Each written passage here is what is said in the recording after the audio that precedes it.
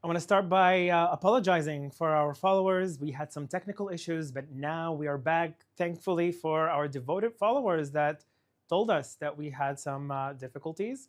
So, hi everyone. I am Jonathan Al-Khouri. Today is December 10th, 2024. This is the live daily briefing of the Israeli Citizen Spokesperson's Office. We are live on Instagram, X, YouTube, and LinkedIn, and available afterwards wherever you get your podcasts. Please start submitting questions in the chat, and as always, like, subscribe, and share to help us reach a wider audience. Israel won't let hostile forces approach our borders. That's why Israel put its troops in the former UN buffer zone on the Israeli-Syrian border. For 50 years, UN troops, called UNDOF, patrolled a zone separating the militaries of Israel and Syria. As the Assad regime fell, those UN troops came under attack. Israel's troops stepped in and saved the UN troops. Syria's military collapsed. Now, Israel's military took up positions in that buffer zone. The UN zone includes the peak of Mount Hermon, towering above Israel, Syria, and Lebanon. Mount Hermon is the highest point in the region of 2,800 meters, over 9,000 feet. Mount Hermon is 800 meters, nearly 3,000 feet above the Golan. Mount Hermon allows Israel to detect any Iran's drones attacks. If hostile forces held Mount Hermon, Israel's people would be in danger. Israel wants peace with Syria, but Israel did not allow Iran's proxies like Assad or Hezbollah to endanger its people from Syria. And Israel will not allow anyone else to endanger its people from Syria. And it's not just about the positions. Israel will not allow the Assad regime's advanced weapons to fall into hostile hands. Israel destroyed Assad's fighter jets on the ground. Israel destroyed Assad's navy in port, and Israel destroyed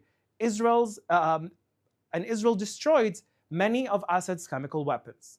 Rebels that toppled the Assad regime include radical jihadis. Hezbollah has also been trying to take Assad's advanced weapons. We do not know who will rule Syria. Imagine radical terror forces with jets, ships, or chemical weapons. That is a threat to Israel and everyone else. Israel is again the front line in defense of the world. You can thank us later for that. We've many times mentioned problems with UNRWA, but the Aid Group World Central Kitchen is dealing with its Hamas problem. World Central Kitchen just fired 12% of its staff for possible terror links.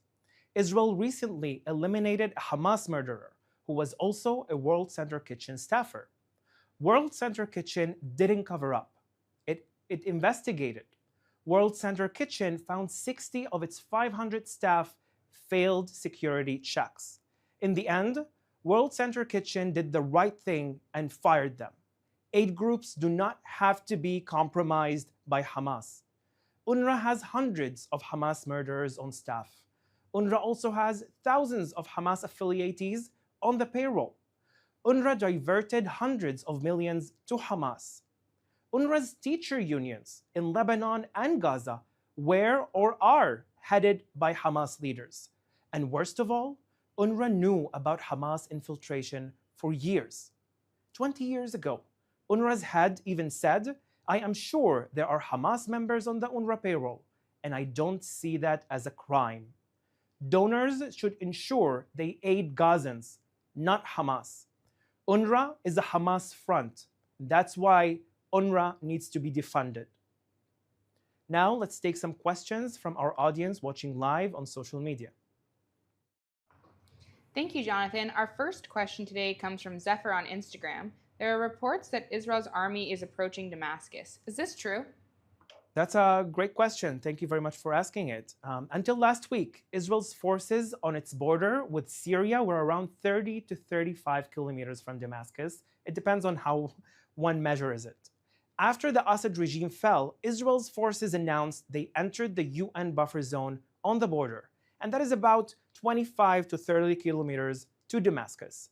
Israel is not approaching Damascus. The army denied it.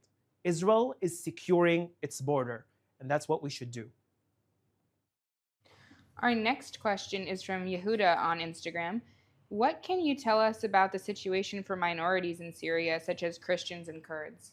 Thank you very much for asking that, Yehuda. It's a really important question that I think everyone in the world needs to ask themselves and see how they can assist Syria's minorities. You have the Kurds, you have Christians, you have also other minority groups like the Druze, or also now the Alawites, or other groups of Syria that are really scared because some of the rebels are affiliated with ISIS, with other terror groups.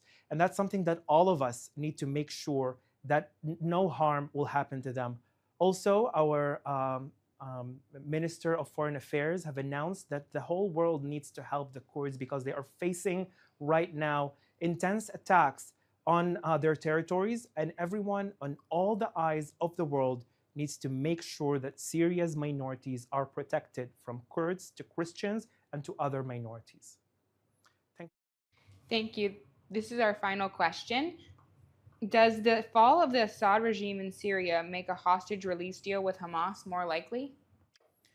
Well, the Assad regime was one of the chains of the Islamic Republic of Iran to this territory. And with Assad's regime falling, that isolates Hamas even more and puts them in a position where now they are completely isolated. Hezbollah has abandoned Hamas when they signed some sort of no war zone with Israel right now. Also, the Assad regime that used to help Hezbollah to basically give weapons from the Islamic Republic of Iran to Hezbollah in Lebanon, it stopped. And their support also has stopped. So now Hamas are in a position where they're trying to, reassess their position. And I do believe that this is about time that Hamas that are watching right now, also, I know that they're watching everything that every Israeli is saying. They need to release all of the 100 hostages that there still remain in captivity in Gaza. This is something that also the whole international community needs to join Israel by making sure that Hamas dismantles, that they're not being able to rearm, regroup, and regain their efforts in eliminating Israel and Israelis. And that's something that all of us needs to take care of. And I'm sure that now, after Hamas saw that all of the terror regimes have been falling and their support are minimizing, they will have to do something about it. That's it. That's all what we have time for today. Thank you very much for tuning in. We'll be back tomorrow at 3 p.m. Israel time and 8 a.m. East Coast time.